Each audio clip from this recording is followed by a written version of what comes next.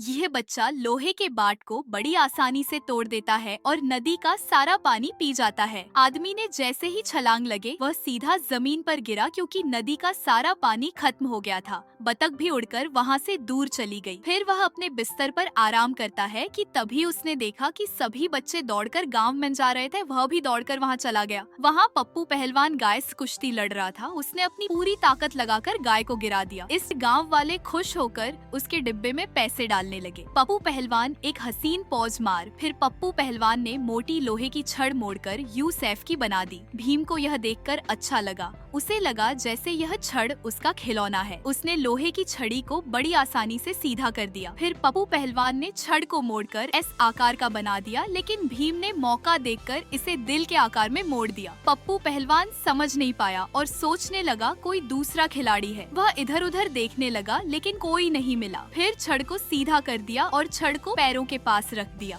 सोचा अब पकड़ूंगा, लेकिन ध्यान नहीं रहा और छड़ फिर दिल के आकार में बदल गई। अब पप्पू पहलवान ने लोहे के डंबल को ऊपर उठा दिया, लेकिन अगले ही पल भीम ने एक हाथ से डंबल को उठाकर फेंक दिया। उसने अपने हाथों पर दो पत्थर के गले उठाए, लेकिन भीम ने पत्थर के गोलों को गोल गोल फिराना शुरू कर दिया। पहलवान हार मानने वाला नहीं था। वह एक भारी डंबल की सहायता से उल्टा खड़ा हो गया, लेकिन भीम दो डंबलों के साथ बड़े आराम से खड़ा हो गया। अब पप्पू पहलवान और भीम में प्रतियोगिता शुरू हो गई। फिर उसने एक हाथ में लोहे का गोला पकड़ा, दूसरे में लोहे का डंबल पकड़ा, फिर एक पैर पर पत्थर का गोला रखा, लेकिन भीम मुस्कुराकर तालियां बजा देता है। वह पास रखे पैसे से भरे बर्तन को देखकर खुश हो गया। फिर पहलवान ने आधे पैसे भीम को दे दिए। अपने कमाए पैसे देखकर भीम बहुत खुश हो गया। तुम फ्री फायर खेलते हो या पबजी? कमेंट करो।